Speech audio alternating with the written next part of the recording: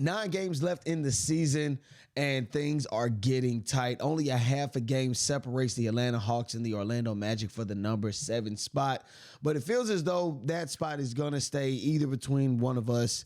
Really, it's the game. It's a competition between the Atlanta Hawks and the Orlando Magic. But before we get into any of that, before I dive into any more of that, let me go ahead and stop and say what's up to my partner, Chris Tipmore. My name is Walter Pollard. This is Atlanta Hawks Digest. Welcome to everybody. What's going on, Chris? Hey, what's going on, man? Welcome back to Hawks Digest. Just like you just said, man, happy to see everybody. Make sure you take off your shoes, leave on your socks. Got a lot to dive into regarding our Atlanta Hawks, man. Hey, I'm happy to be here. How about you? You said you was coming from somewhere, man. What you had got to look at the Skyhawks tonight. How was it? Yeah, man. Yeah, I did. Checked out the Skyhawks tonight. Was fan appreciation night. Went out, to College Park and showed the boys some love, and they ended up winning tonight as well. Took over in the fourth quarter. It was a great game. Daquan Plowden, I believe he had like 16 tonight. But hey, man, Harris dropped about 28 and 14 tonight. And yeah, man, 28, 14 and 7 is what he had tonight. So yeah, man, great game. Was sitting down there courtside watching the game. So it was fun, man. Love it. That's good, man. I enjoyed that. I enjoyed that for you. But of course, that was our not our College Park Skyhawks, but our Atlanta Hawks, of course, right now sit at the number 7 spot again, 35 and 38. I see some movement on that list too, though. The Milwaukee Bucks, who we play next, they actually fell down to the number 6 position in Detroit. They just keep winning. You know what I mean? They just keep winning and things of that such. Chicago Bulls is another team that's still moving up and down the list. Chris, you see, I guess the East has become more competitive as time is winding down. Do you agree? Yeah, definitely. Time winding down. Teams, the teams the teams that are going to tank, but you also just want to have something to fight for. You want to have some kind of pride, I believe, toward the end. And yes, like you said, those Bucks, they did drop down, and they're 40 and 33 now. And you got to look at the Magic; they're 36 and 39, and we're 35 and 38.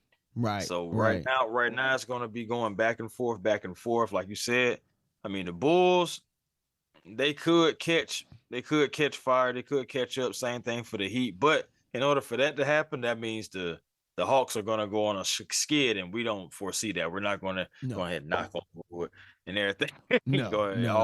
We don't need that, man. Yeah. Now, before we get into all of the other stuff about the I guess what the Hawks, stuff like that, all the whatever, I got to talk about something I came across, and I'm gonna show you guys real quick. I came across this with my. Just looking through online and whatnot, it came across these top 10 basketball movies of all time. That's this list. That's not my list. I have it's just a different configuration to that.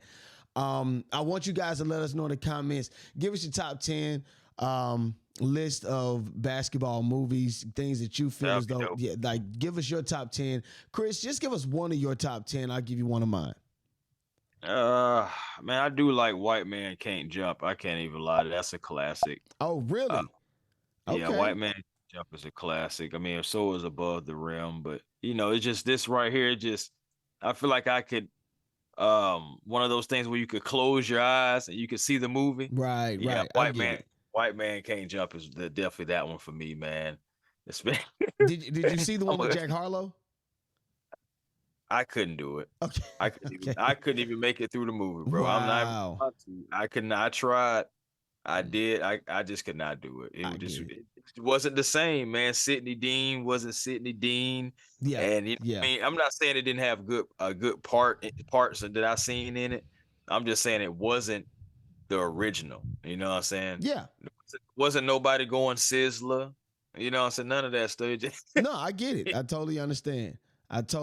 Well, I mean, I think you guys have already seen it, but my favorite, of course, would be Love Me Sexy. Shouts out to my man, Jackie Moon. One of my favorites, though, and this one wasn't on the list, So of course, I had to put Jackie Moon. I had the opportunity of meeting Will Ferrell years ago. So, of course, like that was pretty cool. He's funny, he's man. actually tall too, really tall. But I'm gonna stop, dragging along. Let's go ahead and just jump into it, Chris. Big shout out to Trey Young. Nice.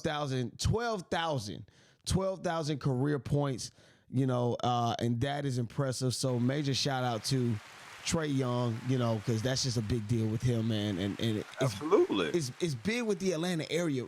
Chris, my question to you: with what Trey has done this year, he's always been an assist guy. He's always passed it to his teammates, but this year it just seems like it's just been glaring. We can see it more. We see it now. We feel as though he's really here with the team. Has Trey shown the organization that he wants to be here? Like, has he shown that he does not want to go anywhere? Because a contract situation or a stalemate is coming between the Atlanta Hawks organization and Trey Young if we don't re-sign him or sign up to something more extensive. I mean, Chris, tell me, what do you feel, bro? Well, I mean, we know Trey goes out there and plays night in and night out. He's a gamer. I don't see him like taking any nights off. You know how you see players take games off? You don't see that necessarily from Trey. He'll have bad games, of course. Right. But what I'm saying, as far as like him not attempting and him not try to give his best effort, that's just not Trey Young. So, I mean, I feel like he shows himself every night that, he wants to play for Atlanta. And again, trying to replace him would be absolutely crazy because my thing is, who's coming to replace him? Who's coming to Atlanta wanting to embody the city of Atlanta and saying, hey, this is where I want to win? Like, it's a lot of factors in that. And Trey Young is already here and said he wants to win. We just have to do our part, or should I say the front office has to do their part and putting the right pieces around us. I think that they're heading in the right direction, though. I do think so. And I think Trey, if he really looks at it, I think he'll see the same thing. And I think if you ask Trey Young, and one thing that hurt the Atlanta Hawks, of course, losing Jalen Johnson, even though it's been a blessing in disguise for other players. I get it. It's a tricky situation just in general because, again, you've seen how Trey Young has definitely shown what he's capable of doing. And it's actually in the statement here. He said that it's hard to determine the future. I'm so stuck in the moment right now. And this is Trey Young just talking to one of his reporters and basically saying that he's stuck in the moment right now. He feels like he wants to focus on what the Hawks are doing right now, which is a playoff push. I mean, and if you look at, what we have to deal with, he's in the final year of a $215 million contract that extends through he's going into his final year because that goes into the 25-26 season or the overall year. Got the player option at the end of next year. Right. So I would assume that they would want to go ahead and either get him re-signed towards the middle of this summer after the draft this year, or, at least re-sign him at the end of next season if he doesn't take that player option. But again, it's a sticky situation altogether. It is. So because we're quick just about the money, you could have Trey Young not sign the extension and try to wait and see what happens. Like, that's a possibility too. But we already know that's going to start all of this. Yeah. Oh, Trey Young doesn't want to be with a Hawk. Trey Young doesn't want to sign. It has nothing to do with that. Maybe I just want to see what happens, you know what I'm saying? And then maybe both sides just want to wait, you know what I'm saying, until maybe the end of the season or something. But you also could still see the Hawks, you know what I'm saying, go ahead and offer the extension. Maybe Trey signs it, and then, right, you know what I'm saying, maybe we just wash our hands with the whole thing. I got a question for you just because we're on this topic. Okay. With Trey Young becoming the youngest player in the NBA history to reach 12,000 points and also 4,500 assists, surpassing the great LeBron James. Okay. Some people would consider him the GOAT. My question is, though, could you imagine if Trey Young played, let's say, 20 seasons? Do you think that he would get close to that mark? That I know LeBron's still going, but I'm saying, like, do you think he would get close to at least being the top three? As far as like being the top, like one of the top players of all time type deal? Because as far as when it comes to points, like, you think he can be at least crack that top five? Just to be completely honest, I mean, Yeah, points. I don't know. I mean, LeBron has definitely set the bar extremely high. Scoring that much. So, and that's over a 20-year span. I don't even see Steph Curry doing it, and he hits nothing but 3-pointers. So that goes beyond the point. You dig what I'm saying? Like, you can tell that's definitely going to be a major, and not to say that Trey Young can't do it, because of course we still got to figure out if we want to keep him here in Atlanta. Well, not if we want to, but if he decides to stay here in Atlanta, because it shows here that he's actually due. Or Trey Young is actually eligible for a $229 million extension this offseason. And hopefully this is something that the organization can get going and get taken care of as soon as possible. Right. And I mean, this season, he's averaging 24.1 points and also 11.4 assists, a career high. And it's just like, guys, you really, I mean, I get what you guys are saying about the money. Like some fans don't want to pay the money. Some fans say it's too much for Trey. Right. But is it? Because this guy's averaging 24 and 11. Career averages of 25, 9, 25, and almost 10. Right.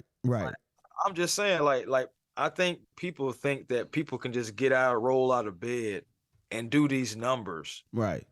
Now, and that's not the case. Now you came up with something as far you showed me something in our production talking about a trade. Talk to me. Tell me this trade that because we got to get to that one.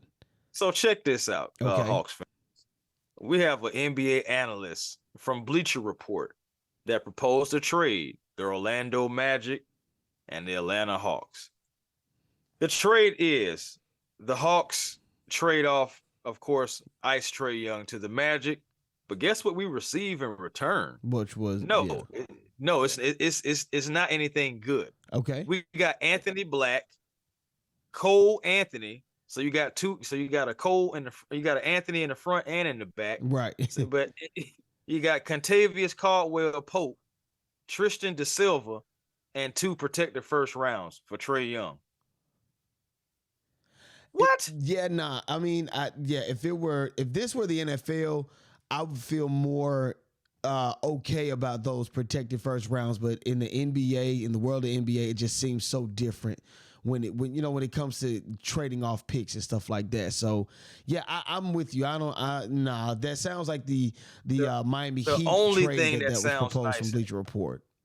Right, bro. And the only thing that sounds even somewhat, I guess, wanting is to have the fact that Cole Anthony. But I don't want him as my starting point guard. No. He can be my backup. He can be like a backup behind Trey or something like that. But absolutely not. Anthony Black. And the thing about it is no disrespect to none of these gentlemen. No. They're in the NBA. They're just not superstars like Trey Young, respectfully. Nowhere in the same stratosphere. Right. And that's my point. You trade him away, you're not going to get equal value. Right. Somebody's going to try to lowball you. And that's just like, if I can't have 4 first-round picks and possibly a player, kick rocks. I'm talking about, and that's where we got to start. And you don't see the Hawks trading away Trey Young at all, though. I don't. Okay. To be honest with you, because it's not going to be equal value. Again, I know people may say, "Tip, boy, you crazy? 4 first rounds for Trey Young? Why not? We don't see guys like Bradley Beal and all that stuff like that go for crazy first rounders." Right. I understand that all-star appearances and all NBAs and stuff like that, it factors in, but what are they doing on the court? This guy right here can go anywhere outside of Atlanta, and it's going to be just like DeAndre Hunter. He'll get blown up. As soon as you leave Atlanta, they blow you up. Trey Young, he goes to the Lakers. They wouldn't stop talking about him. If he go to any other team that's not in Atlanta, they wouldn't stop talking about him. Well, I mean that would entice Trey Young from what it sounds like. But of course, we know that that's something that we wouldn't want to happen. We definitely, I just don't see that happening. The Hawks dealing him away. I think the tricky part is making sure that we can come to an agreement between Trey Young and the organization. Of course, being that he's due $229 million, as far as an extension. So we understand now how this thing is going to go, especially with Trey Young. Hopefully the sticky part takes care of itself and they come to some solid agreements in between that. But Then why go would ahead. we trade him to a rival too as well? Think about that too, bro. Nah, Well, nah. come on, No, let's get deep. that wouldn't make sense. No. That again, that sounded like the Miami trade when they were saying Tyler Hero. No, that just doesn't make sense. That doesn't make sense. But we got to talk about. I had come across my man Karis LeVert. Of course, something I picked up. Well, of course, we have been talking about it. A lot of these contracts that we brought in during the trade deadline are expiring contracts. A lot of these guys are going to be gone or could possibly find themselves with other teams in next season due to free agency. Karis LeVert has come out and said that he wants to stay in Atlanta. He says that he likes his position, he likes what he's adding to the team, and he wants to stay in Atlanta. Here's what he said specifically.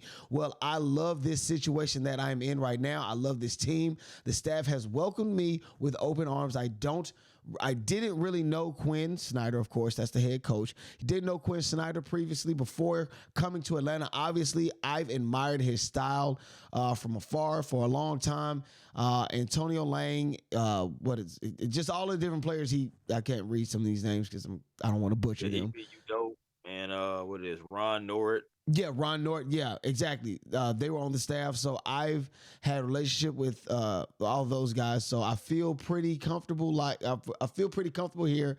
Like I always tell them, I love to re-sign here with Atlanta. My focus right now is the rest of the season and making the playoffs. Is definitely something I'd want. I feel like that's a good move, especially with a lot of the different players that they've surrounded around Trae Young, from Dyson Daniels to Zaccharie Risacher. We can get Jalen Johnson back. Having all of these guys, we can add Karis LeVert back if the money can show itself to be right, especially after signing Trey Young. Listen, if we can solidify this core, do you feel as though these are a group of guys that can actually take the Atlanta Hawks far? I think so, because, chemistry is something that's very underrated in sports. Mm-hmm. I really believe that chemistry is a big part of winning. Yeah. You look at the Boston Celtics. I hate to mention them in a Hawks Digest video, but I'm just talking about just how they stuck with Jaylen Brown and Jason Tatum. Yeah. It seemed like it's been forever, but they finally did, break that barrier and get a championship, and that's ultimately what the goal is. They never would have been able to get that if they didn't have that chemistry between those two players and put players around those guys. And it's good that this guy wants to be here. I'm sorry, say that again.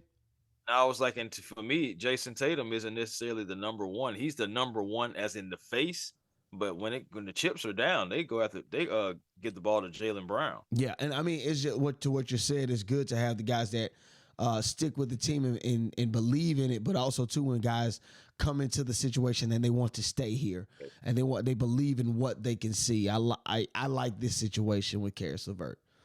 And right, I do. I like it as well. Now think about it too. Go ahead. Dre probably still gonna be like. Now I was just saying, Dre probably still gonna be sixth man of the year, probably. Oh, of course. I'm assuming. Yeah. Oh, of course. And I look at it like this. So with that being said, Niang, he's still under contract for another year, and then you also got to think about Karis LeVert.